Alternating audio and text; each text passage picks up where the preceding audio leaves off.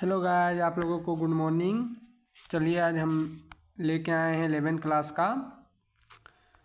Class का Hindi core लेके आए हैं। हिंदी कोर का मॉडल पेपर है पहला। तो आपको यह ध्यान रहे कि ये 40 नंबर का रहेगा और आपको 1 घंटा का समय मिलेगा। 1 घंटा का समय मिलेगा और 1 घंटा में आपको 40 क्वेश्चन कर देना है, ठीक है। तो ध्यान रहे फ्रेंड, देखिए ये 1 घंटा है, मात्र 1 घंटा का समय मिलेगा। ये 40 अंक है, 40 अंक आपको एक एक नंबर का रहेगा, ठीक है। तो समय बर्बाद नहीं करते हैं, तो चलते हैं आगे की तरफ। तो चलिए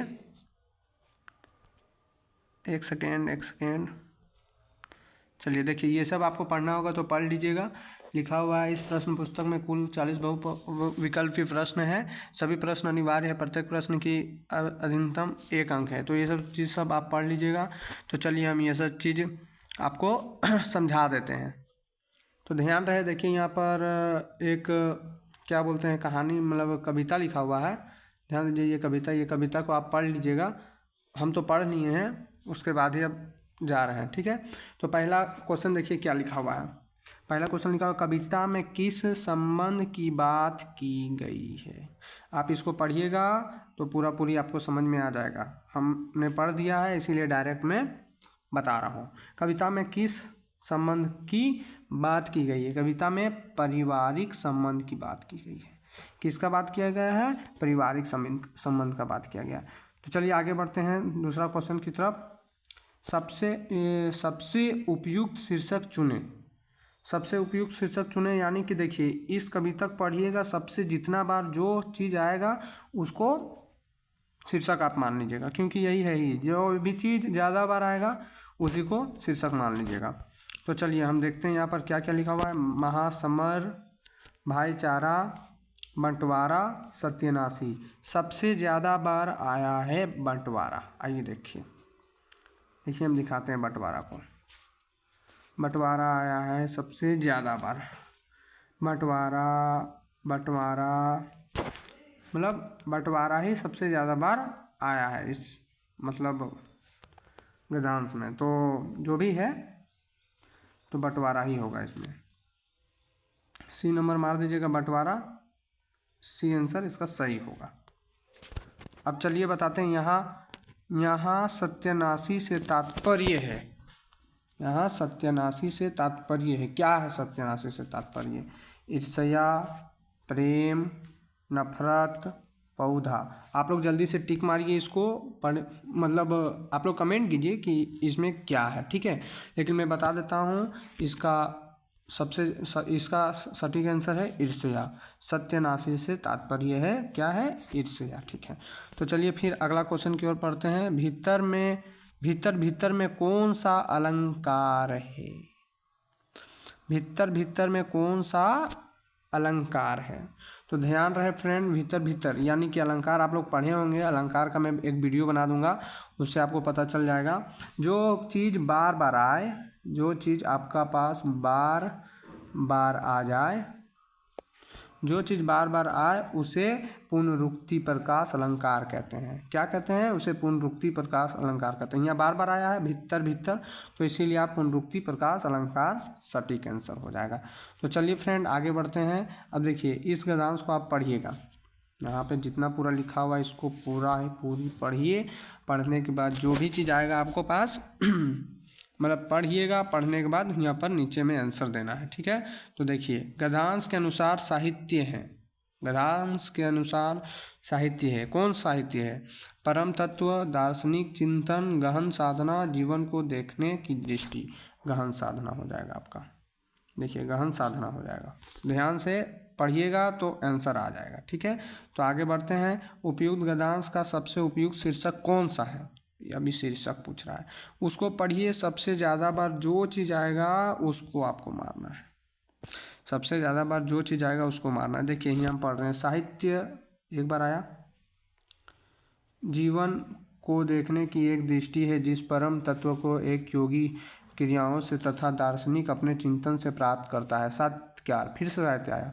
अपनी साहित्य, फिर से सहायता है कि गहन साधना के द्वारा उस तत्व को प्राप्त कर लेता है, यही साहित्य 3 बार आया, फिर साहित्य आया, फिर इसको पढ़िएगा, फिर साहित्य आया, तो यानी कि इसका आंसर क्या हो जाएगा, ध्यान रहे आपको, इसका आंसर साहित्य हो जाएगा। आप इसका आंसर साहित्य में टिक मार दें, क्लियर हो जाएगा। ठीक है, तो क्वेश्चन आगे बढ़ते हैं। देखिए क्या लिखा हुआ है, गद्यांश के आधार पर बताइए कि कौन सा कथन गलत है। गद्यांश के आधार पर बताइए कि कौन सा कथन गलत है। साहित्यकार साहित्य साधना द्वारा परम तत्व को प्राप्त करता है। साहित्य को अध्येता साहित्य अध्येता द्वारा परम तत्व को प्राप्त करता है। फिर आपका है साहित्य मनुष्यता का निर्माण कर और विनाश करता है। साहित्यकार की तुलना एक योगी से की गई है। तो फ्रेंड, साहित्य की तुलना एक योगी से की गई है, ये तो नहीं हो सकता है, ये भी नहीं हो सकता है, काटम कुटुम, ये भी नहीं हो सकता है, ये भी नहीं हो सकता है। आपका सही होगा हरा, साहित्य मनुष्य का निर्माण विनाश करता है। ठीक है, तो अगर वीडियो पसंद आए तो आप चैनल को सब्सक्राइब कीजिए और वीडियो को एक लाइक कीजिए। मेरे पास 11 का क्लास का, 9th क्लास का, 8th क्लास का ज़्यादातर वीडियो आएगा, तो देखिए उसको, मतलब एक भी क्वेश्चन छूटेगा नहीं। ठीक है, साहित्य का अध्येता से तात्पर्य है, क्या तात्पर्य है, क्या तात्पर्य है, तात्पर्य है लेखक, कवि, देखिए लिखा हुआ है लेखक, कवि, पाठक, कलाकार। तो इसका आंसर होगा सी, पाठक है, पाठक, पाठक क्या होगा, सी, पाठक। ओके, तो फिर अगले क्वेश्चन पे चलते हैं। जनसंचार के लिए अंग्रेजी में कौन सा शब्द प्रयुक्त होता है। जनसंचार के लिए, जनसंचार जो संचार करते हैं उसके लिए अंग्रेजी में कौन सा शब्द प्रयुक्त होता है। तो ध्यान दें, मास कम्युनिकेशन। कम्युनिकेशन बहुत कोई टिक मारेंगे, लेकिन कम्युनिकेशन नहीं होगा, ये गलत है, आंसर होगा मास कम्युनिकेशन। ओके, ठीक है फ्रेंड। तो निम्नलिखित में कौन सा औपचारिक पत्र नहीं, औपचारिक पत्र बोल रहा है ये, औपचारिक, अनौपचारिक नहीं, औपचारिक, औपचारिक पत्र नहीं है। देखिए, अनौपचारिक है संपादन के नाम पर पत्र, शिकायती पत्र, प्रार्थना पत्र, ये सब अनौपचारिक है। लेकिन औपचारिक, जिसको भाई का पत्र कहते हैं, मम्मी पापा को पत्र बोलते हैं, उस सबको औपचारिक पत्र बोलते हैं। मम्मी पापा को भेजेंगे, अपने रिश्तेदारों को भेजेंगे, उसे औपचारिक पत्र क्या बोलते हैं। सॉरी, हम गलत बोल दिए, मतलब औपचारिक पत्र नहीं है बोल रहा है, औपचारिक पत्र नहीं है। औपचारिक पत्र, अनौपचारिक पत्र कहते हैं, भाई को भेजते हैं, मम्मी को भेजते हैं, मम्मी पापा को भेजते हैं, उसको अनौपचारिक पत्र कहते हैं। ठीक है, उसको अनौपचारिक पत्र कहते हैं। तो यहाँ पूछ रहा है औपचारिक पत्र कौन सा नहीं है, तो औपचारिक पत्र ये नहीं है, भाई को पत्र। ओके, तो ठीक है, तो आगे बढ़ते हैं। फीचर के लिए हिंदी में कौन सा शब्द प्रयुक्त होता है। फीचर के लिए हिंदी में कौन सा शब्द प्रयुक्त होता है। तो ध्यान रहे, फीचर के लिए रूपक शब्द प्रयुक्त होता है। तो चलिए आगे बढ़ते हैं। वेदन अंग्रेजी के किस शब्द का हिंदी रूपांतरण है। News, feature, report, editing. तो कौन सा होता है, ध्यान दीजिए, प्रतिवेदन के लिए अंग्रेजी का शब्द हिंदी रूपांतरण है रिपोर्ट होता है। ठीक है, तो रिपोर्ट को टिक कीजिएगा। चलिए आगे बढ़ते हैं। संपादकीय किसके द्वारा लिखा जाता है। संपादकीय क्या बोल रहा है, संपादकीय किसके द्वारा लिखा जाता है। संपादकीय आसान का सवाल है, संपादकीय है तो पत्रकार के द्वारा तो लिखा नहीं जाता होगा, कवि के द्वारा तो लिखा नहीं जाता होगा, संवाददाता के द्वारा तो लिखा नहीं जाता होगा, लिखा जाता है संपादक के ही द्वारा लिखा जाता है। ठीक है, तो फ्रेंड फिर से आगे बढ़ते हैं। जनसंचार माध्यमों का प्रमुख कार्य क्या है। जनसंचार माध्यमों का प्रमुख कार्य क्या है। प्रमुख कार्य देखिए क्या बोल रहा है, लोगों को मार्गदर्शन करवाता है जनसंचार, मनोरंजन कराता है, सूचना देना और शिक्षित करना, डी ये सभी। तो इसमें टिक मारेंगे डी में मार देंगे ये सभी। तो फ्रेंड मेरे चैनल को सब्सक्राइब कीजिए, अगर आप ये मेरे न्यू चैनल होंगे तो ये न्यू देख रहे होंगे तो ये चैनल को सब्सक्राइब कीजिए। तो चलिए आगे बढ़ते हैं। भारत में प्रकाशित होने वाला पहला अखबार कौन सा था? जो भारत में प्रकाश हुआ है वो सबसे पहला अखबार कौन सा था? सबसे पहला अखबार कौन सा था? बंगाल गजट, उदंत मार्तंड, अमर उजाला, प्रताप। कौन सा था बताइए? बंगाल गजट। कौन सा था? बंगाल गजट। तो ठीक है फ्रेंड, आगे बढ़ते हैं।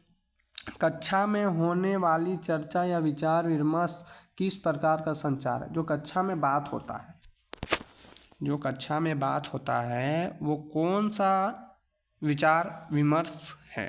मतलब जो कक्षा में बात होता है वह कौन सा बात होता है, कौन सा संचार है? समूह संचार है, जनसंचार है, सांकेतिक संचार है, मौखिक संचार है? कौन संचार है?